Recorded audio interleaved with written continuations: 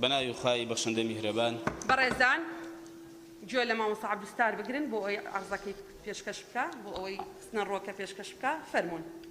بەڕێز سەرۆکی پەرلەمان، ئێمە ئەو ژمارەی یاسایی پەرلەمانتارانی کوردستان واژومان لەسەر پرساندنی بەڕێز سەرۆکی حکوومەت هەرێمی کوردستان کردووە بە پێی مادەی 68 و 69 و هەفتای پێڕەوی نێوخۆی پەرلەمانی کوردستان لەسەر بڕینی 121 و 121 کە و 118 موسەی موسەخۆرانی هەرێمی کوردستان کە پێمان وایە ئەم لێبڕینە نایاساییە و پاڵپشت نییە بە هیچ بڕگەیەکی یاسایی، بۆیە ئێمە پرساندنمان ئەنجام داوە کە پێمان وایە موسەیەکێکە لە ئیمتیازاتەکان کە بە فەرمانبەران دەدرێت لە وەزیفەی گشتی و ئەوانە کە لە کەرتی گشتی حکومیدا کار دەکەن تا ئەو کاتی ڕاژەکانیان بەردەوام دەبێت. لە ڕاگەیاندنی پەرلەمانی کوردستان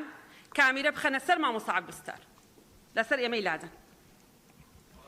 بەڵێ فەن پرسی موسە بە تەواوی لە دەسەڵاتی یاسا دانەرە و پێویستە ئەو بڕە و ئاست و هەر دەرماڵەیەکی دیکە کە بە یاسا ڕێک بخرێت وەک ئەوەی لە یاسای الخدمە المەدەنیە ژمارە 24 ساڵی 1960 هەموار کراو و بەرکار لە عێراق و هەرێمی کوردستان و یاسای 22 ساڵی 2008 موسەی فەرمانبەران هاتووە واتە بە تەواوی ئەم بابەتە لە چوارچێوەی دەسەڵاتی پەرلەماندایە و دەسەڵاتی جێبەجێکردن بۆی نییە دەستکاری بکە جا بە هەر شێوەیەک بێت وەک ئەوەی بە بڕیاری ئیداری بەشێک یا هەمووی پاشەکەوت یا ڕاگرتنی یا لێبڕینی بۆ بکات. بریارەکەی حکوومەتی هەرێمی کوردستان بە دەستکاری موسەی هەریەکە و بە بڕی جودا جودا کە لە دانیشتنی ئەنجومەنی وەزیران لە 21 شەشی 2020 داوێتی نایاسایی لەبەر ئەم خاڵانەی خوارەوە. یەک، بریارەکە پێچەوانەی پرەنسیپی یاسای مەبدە تەدەرروج القانونیە بە شێوەیەک ئەم پلەبەندیە دەبێت ڕەساو بکرێت واتە نابێت هیچ دەقێک لە بڕیار پێچەوانەی یاسا بێت و هەروەها یاساش نابێت پێچەوانەی دەستور بێت. بەڵام بڕیارەکە بە تەواوی پێچەوانی ئەم پرەنسیپە قانونیەیە و ئەوە حیساب نەکردنە بۆ یاسا لەم بابەتە. دووەم، دەقی بڕیارەکەی حکوومەت بە شێوەیەک کە ناونیشانەکەی ڕاگرتنی تەمویلی ئەنجومەنی وەزیرانە و بۆ وەزارەتەکان و دامەزراوەکان کە تیایدا دەسەڵات دەدات بە وەزیر کە دەستکاری موسەی فەرمانبەرەکانی بکات تا ئاسی 121 و بۆ پلەباڵاکان و تایبەتیش تا 150 کە دواتر لە موسەی موسەخۆران بمانگەکانی دواتر بە دەستکاری بڕینەکە بەردەوام بوو واتە هەر تەنها بمانگێک نەبوو کە سەرەتا بڕیارەندا بوو، ئەمەش لەلایەک ناونانی بەڕاگرتنی تەمویل هیچ پابەندێک لەسەر حکوومەت دانانێ بە قەرز هێشتنەوە یاخود لە هەر دۆخێکی تری ئابووریدا ئەم بڕە قەرزە بداتەوە بە موسەخۆران. سێ، بە ئەنقەست یان ژمارەیەک ئاشکرا کراوە بە ئەنقەست یا بەغێر ئەنقەست لە میدیاکانەوە دەگوترێ موسەخۆرانی هەرێمی کوردستان 1,250,000 ڕاستە ئەوەی کە موسە وەردەگرێت 1,250,000 بەڵام بەشێکی زۆری لەوانە 150,000 وەردەگرێت.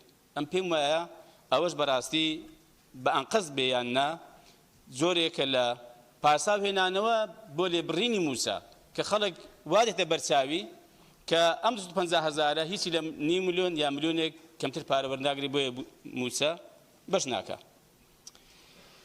چوارم، پاڵپشت بە یاسای ژمارەیەکی ساڵی 1992 هەموار کراو و پەیڕەوی ناوخۆی پەرلەمانی کوردستان ساڵی 2018 پەرلەمان لەسەر ئەم کارە نایاساییەی دەسەڵاتی جێبەجێکردن وەک تەجاوزێک لەسەر پرسی یاسادانان و دەسەڵاتەکەی دەبێ حسابی بکە، چونکە بەڕاستی پێویستە پەرلەمانی کوردستان ئەمە پەسەند بکە کە حکوومەت پارەکەی بەشی موسە ناکە و ئەو کاتە پێویستە حکوومەت هەموو ساڵێک لە مانجی دەدا پرۆژە یاسای بودجێ خۆی بنێرێ بۆ پەرلەمانی کوردستان و ئەو کاتەی دیاری دەبێت کە ئەم بڕەپارەیە بەشی موچە و بودجێ تەشغیل دەکایان ناکە. بۆیە بەڕاستی دیسانە کە ئەمە کارێکی نایاساییە.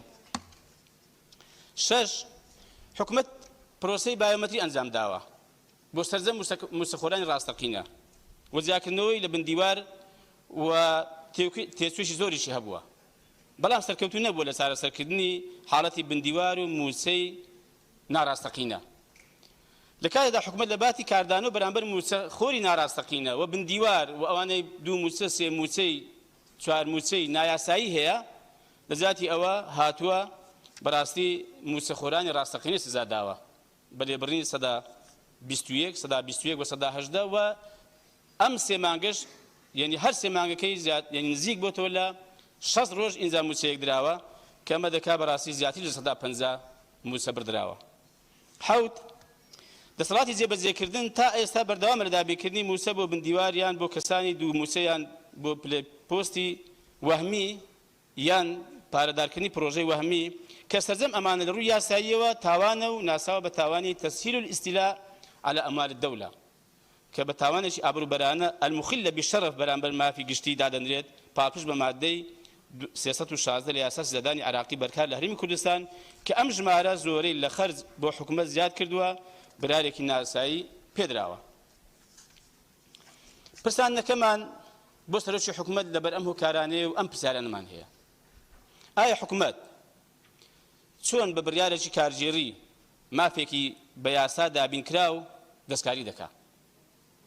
دوو ناونیشانی ڕاگررتنی تەمویل کە هیچ پشتیوانیەکی زانستی و ئابووری نییە و هیچ پابەندەی لەسەر حکومەت بەرامبەر موچەخۆران دروست ناکات ئەم ناونیشانە مانای چییە؟ لەکوێ هاتووە ئەمە؟ سێ وێڕای لێبڕینی حکومەت موچەی 5 مانگی ساڵی 2020ش بەتەواوی ون بووە دیار نییە چی لێ هاتووە بۆ کوێ چووە ئەم هەنگاوەش بەڕاستی ینی کارەساتێکی دیکەیە لەسەر موچەخۆرانی هەرێمی کوردستان. چوار وێڕای لێبڕین حکومەت بە ئەرچی خۆی هەڵناسێت و موچەی موچەخۆران لە مانگەکانی 30 ڕۆژیەوە کردو بە 6 ڕۆژ بەداخەوە کە ئەم بڕیارەش لووتکەی نایاسایی دەسەلمێنێ. من پێم وایە داهاتی هەرێمی کوردستان سەرجەم داهاتەکان ئەگە بە شێوەیەکی ڕێکوپێک کۆ بکرێتەوە و بە شێوەیەکی دادگەرانە دابەش بکرێ ئەمن پێم وایە بەشی موچە بەلایانی کەم موچەی فەرمانبەران بە تەواوی دەکا و لە 30 ڕۆژی بە تەواوی دەکرێت دابین بکرێ بەم شێوەیە. ئێمە 68 جۆر داهاتمان هەیە لە هەرێمی کوردستان بەناوخۆ بۆ پێیباز و پێبژاردن و ڕسومات هەیە تا 200 هێندەش زاروێ زیاد کراوە و داهاتی گومرگ و خاڵە سنوورەکان لە ئێستادا مانگانە ئەم داهاتانە ئەگەر کۆ بکرێتەوە و ئەگەر بەڕاستی بەرپرسی نابەرپرس لە پشتی نەبێ و داهاتەکە بۆ شخص و بۆ کۆمپانیا بۆ حزب نەچێ نزیکەی 350 میلیارد دینارە. هەناردەی نەوت بە بۆڕووی تەنکەر و ڕۆژانە نزیکەی 550,000 بەرمیلە داهاتی ئەم 550,000 بەرمیلە ئەگەر 30,000مان بۆ بمێنێتەوە ئێمە لە بەرمیلی نزیکەی 500 میلیارد دینار دێتە خزانەی حکومەتی هەرێمی کوردستان. هاوپەیمانان بە تایبەتی ئەمریکا 20 میلیۆن دلار دەدا بۆ هێزەکانی پێشمەرگە کە ئەویش دەکات 24 میلیارد دینار عێراقی. سەر ڕاکەمکردنەوەی خەرجی بە کارخستنی وەزارەتەکان و زیادکردنی داهاتی ناوخۆ پێنەدانی مافی پلەبەرزکردنەوەی فەرمانبەران. حکومەت لە ئێستادا پێم وایە بە هەموو ئەوانە کە کۆم کردوێتەوە بەڕاستی بە دەقیقیش نزیکەی 1 تریلیۆن و 200 میلیارد داهاتی هەرێمی کوردستانە ئەگەر وەکو باسم کرد بە شێوەیەکی ڕێکوپێک و لە دەستێکی ئەمین دابێ بە تەواوی کۆ بکرێتەوە بەشی بەلایانی کەم موچەی موچەخۆرانی هەرێمی کوردستان دەکا. بۆیە ئەگە بڵێ لەوانەیە لە راپۆرتەکەی بگوترێ کە داهات بەش ناکە ئەمە پێمان وایە کە داهات بەش دەکا و ئەگەر فەرزەن هەر بگوترێ داهات بەش ناکە ئێمە لێرەوە ڕای دەگەین دیسان لەم هۆڵە فەرمیەدا کە ئەگەر پێتان وایە بەش ناکەن فەرمونون ئێمە ئامادەین بابێن لیژنێکی بۆ پێک بێنین سەپەرشتی داهات بکە لە هەرێمی کوردستان هەمووی کۆ بکاتەوە بە شێوەیەکی ڕێکوپێک بەڵام بە میساقێک کە کەس دەستی نێنێتە ڕێگا ئەگەر بەشی نەکرد ئەمە دێم ئەلێرانە لەم شوێنە وعد بێ داوا لێبوردن لە خەڵکی کوردستان دەکەم و لەم پەرلەمانش دەسمە دەرەوە ئەگەر نەمانتوانی موچەی موچەخۆرانی هەرێمی کوردستان دابین بکەین. وەم پێشم خۆش بوو بەڕاستی هەرچەند خاڵی پێڕەویشیان کرد پێم خۆش بوو بەڕێز سەرۆکی حکومەت خۆی لێرە بووە قسە لە ڕوودا خۆشە ئەسەمە لە ڕابردوو قسەی خۆمانمان کرد بەڵام وا جوانتر بووە خۆشتر و بەڕاستی هەم قسەی خۆم ڕەنگە زیاتر کرد بە سەراحەت کەسێک کە لێرە ئامادە نەبێ من حەز ناکەم هێندە قسە بکەم بەس پێم خۆش لێرە بێ قسەی باشترم دەکرد و ئەویش لەوانەیە جوابی هەبووە بۆ قسەکانی ئێمە وا خۆشتر بوو بەڵام بە هەر حاڵ دیارە ئەوەش کە پەیڕەوی دەتوانێت نەیە بەغیابی پرۆسەکە بەڕێوە بچێ. بۆ ئێمە لێرە ئەوەی کە پرساندنمان کردووە لەسەر ئەم راپۆرت و لەسەر ئەم قسانی خۆمان سوورین و دوای ئەوەش کە گوێ لە وەڵامی بەڕێز سەرۆکی حکوومەت دەگرین هەڵوێستی خۆمان سەبارەت بە وەڵامەکان ڕوون دەکەینەوە. زۆر سوپاس. بەڵێ زۆر سپاس. بەڕێز جێگری سەرۆکی پەرلەمان ڕاستپێرین وەڵامەکانی بەڕێز سەرۆکی ئەنجومەنی وەزیران بخوێنێتەوە. فەرموون. سپاس بەڕێز سەرۆکی پەرلەمان، بەڕێزان ئەندامانی پەرلەمانی کوردستان. ئەم وەڵامە کە لەلایەن بەڕێز سەرۆکی ئەنجومەنی وەزیران بۆ ئێمە بۆ بەڕێز سەرۆکی پەرلەمان هاتوۆتە ئاراستەی بەڕێزان سەرۆکی پەرلەمان و دەستی سەرۆکایەتی ئەندامانی بەڕێزی پەرلەمانی کوردستان بکرێ بەم شێوەیە. بۆ بەڕێز سەرۆکی پەرلەمانی کوردستان عێراق بابەت وەڵامی پرساندن.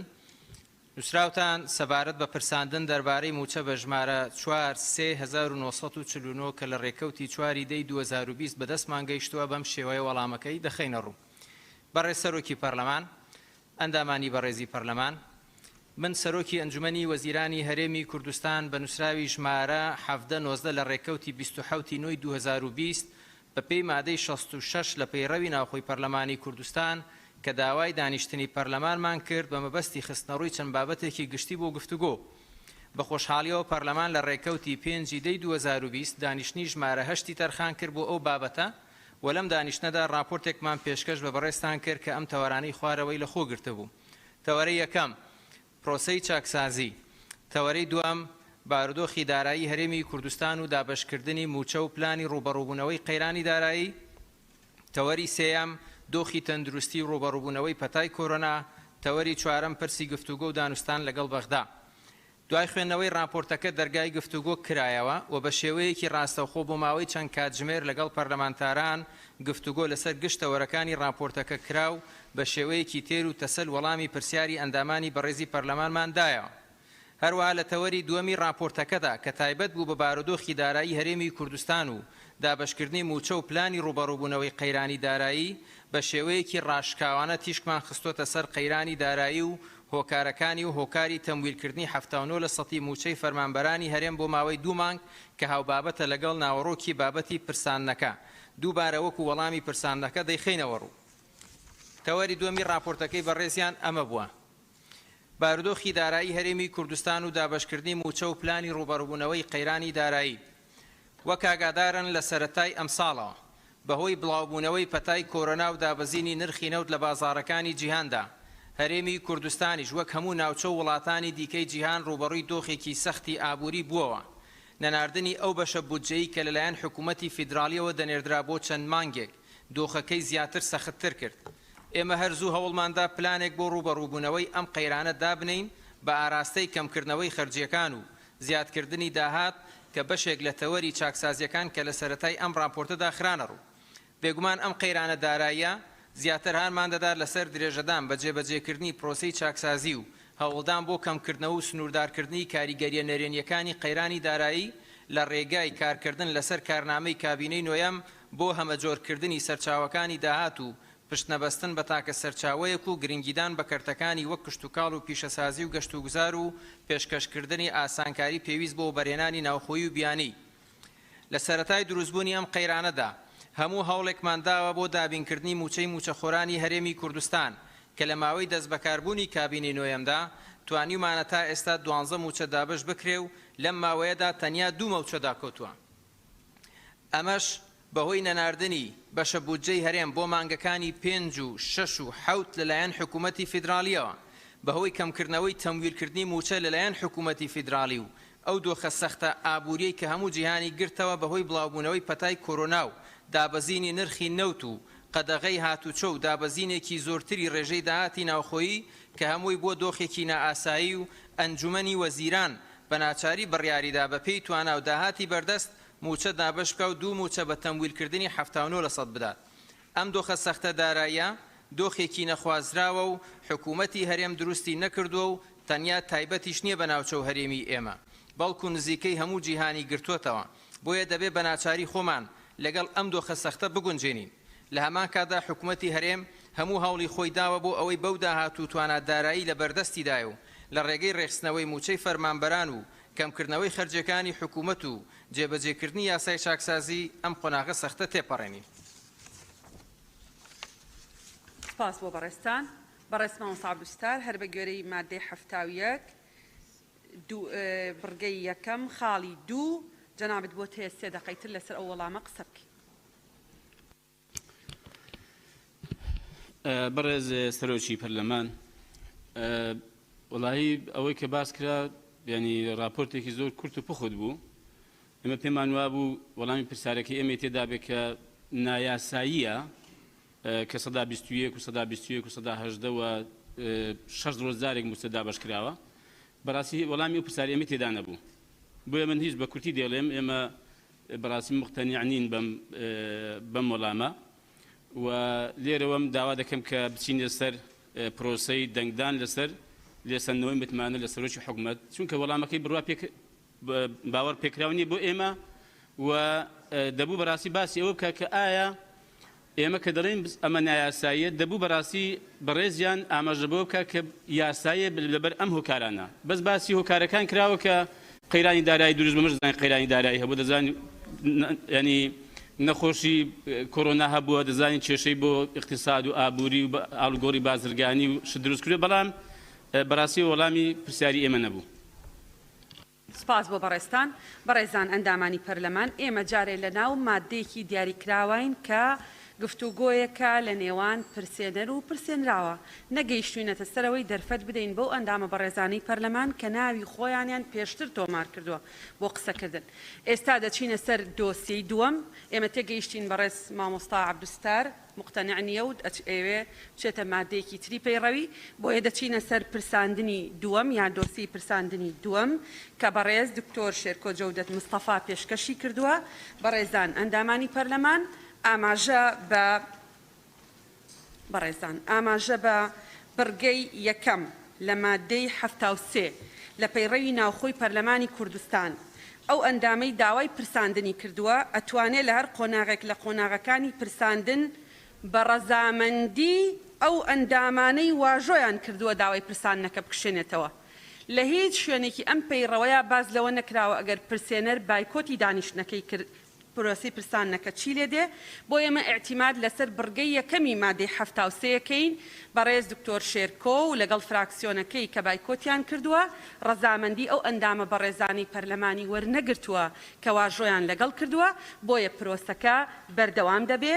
ئێمە نووسینەکەی دکتۆر شێرکۆ خوێنینەوە، دواتریش دەرفەت دەدەین بە بەڕێز جێگری سەرۆکی پەرلەمان بۆی وەڵامەکەی بەڕێز جێگری سەرۆکی حکوومەتی هەرێمی کوردستان بخێنێتەوە. پاڵپشت بە هەردوو مادەی 68 دووەم و مادەی 69 پەیڕەوی ناوخۆی پەرلەمان ئێمە ژمارەی یاسایی ئەندامان واژۆمان کردووە داوای دانیشتنێکی تایبەت بە پرساندنی بەڕێز جێگری سەرۆکی حکوومەت دەکەین. بەڵێ تایبەت بە پرساندنی جێگری سەرۆکی ئەنجومەنی وەزیرانی هەرێمی کوردستان دەکەین لەبارەی بڕیاری سەر لە نوێ بڕینی موچەی موچەخۆرانی هەرێمی کوردستان کە لە بەرواری 7/8/2020 دراوە بەبێ ئەوەی پاڵپشت بێت بە هیچ یاسا و بڕیارێک. هەروەها بۆمان ڕوون بکەنەوە کە ئەم بڕیاری حکوومەت پاڵپشتە بە چ پشتیوانێکی یاسایی سەرەڕای ئەوەی ئەم لێبڕینە لە کاتێکایە شەفافێت نییە لە داهاتەکان و داهاتی ناوخۆ لە خاڵە گومرگیەکان و بەهای نەوتیش لە بازاڕەکانی هەستەکەم ئێمە هەڵەیەکمان کردووە.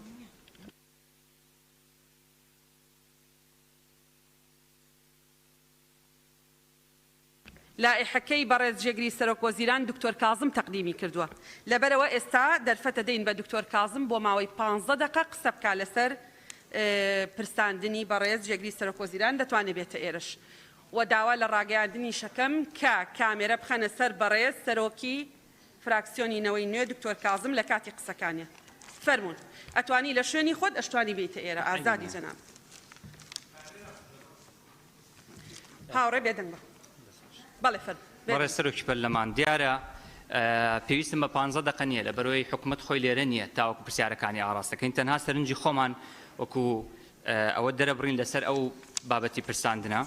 بەڵام پێشەوە داوا لە سەرۆکایەتی پەرلەمانەکەم لێ